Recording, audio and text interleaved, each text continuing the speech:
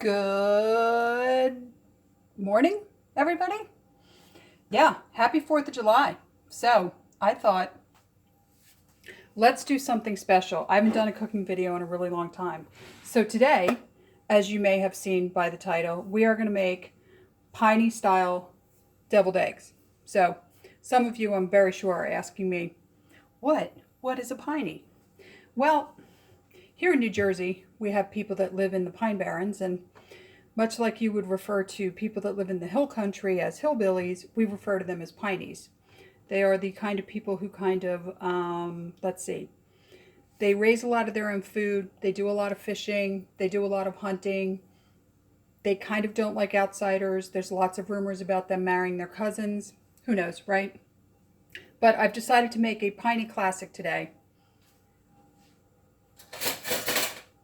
For the holiday, we're going to make deviled eggs piney style. What makes them piney style?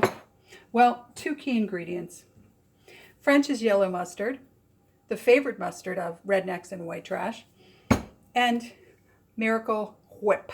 Yep, Mircle Whip. This is what really makes it taste different because this is sweet. Oh, and I forgot the relish. Hold on. And by the way, just cheap store-bought relish, like the store brand, not expensive fancy relish. Like, I actually have Vlasic, but that'll have to work. And that is literally the only ingredients except for, I did forget the paprika. We're going to garnish with paprika, and we're going to use some green onions. There's the paprika. I wish I had green onions that had the pimento in the middle, but I don't, so we're going to have to go with this. So let's start with the basics. I've hollowed out my eggs. Here's all the egg yolks in here in my lovely vintage Pyrex bowl. I'm going to show you, I'm assuming people know how to do this, but I never assumed that. I had a cooking teacher told me never assume people know how to do things. So we're just splitting the egg, and we're just going to pop this out. I'm going to spoon out any little bits that are still caught in there. But most of the time, you can just pop these out. I did these, by the way, in my Instapot, which is a pretty nice method. And it doesn't heat up your kitchen, so that's kind of cool. All right, so that's going to go into the sink. Now, so in the bowl we have just these. We're going to add to that. By the way, there's no measuring for this. This is all eyeballed. We're going to add some relish. There we go. That looks good. We're going to add some French's mustard. Again, we're just eyeballing this. Woo, there we go. And last but not least, we are going to add our Mircle Whip. And I'm just going to do like a humongous, like heaping tablespoon of this, right? I'm going to put that all together. I'm going to take my 2 spoons. We're going to break this up a little bit. Oh, and you know what else I forgot? I forgot the salt and pepper. That's the only other thing you would add to this would be some pepper. So we're going to do some black pepper. And some salt.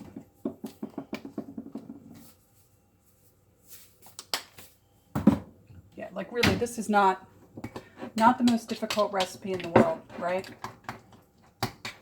And like I said, what makes it tiny is that French's mustard and the Mircle Whip.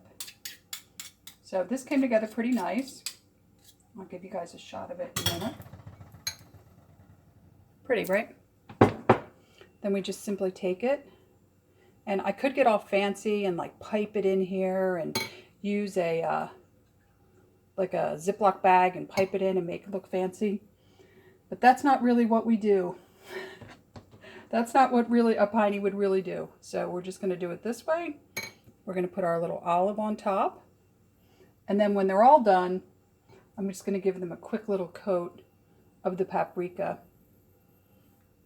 And honestly, this paprika is even too fancy. This is like fancy smoked imported paprika. For this to be authentic, you would really be using either Dollar Tree paprika or like Walmart brand paprika. You would not be doing the super fancy stuff. Putting them on my beautiful vintage plate. I'll take a picture of this when I'm done for the thumbnail because my vintage plate is freaking gorgeous. It is a really beautiful one. And I'll try and remember to put the name of the pattern. I think it's called boutonniere. I did look it up after I found this. Found it at a Goodwill haul. I'll put the name of it because it was apparently very popular in the 60s. There's not a lot of it around on Etsy. So,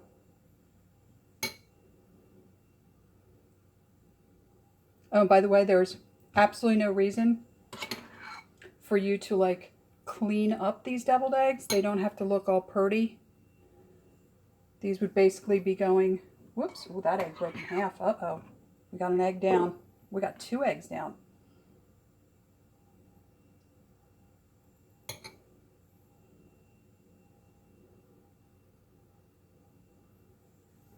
Oh, we have 2 eggs I may not be able to stuff.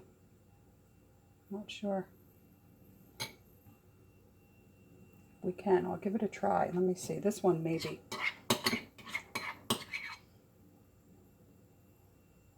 Kind of lost its bottom. But we'll give it the old... And see, this one, unfortunately, split in half. But we'll see. We'll see if we can't finish up this stuff.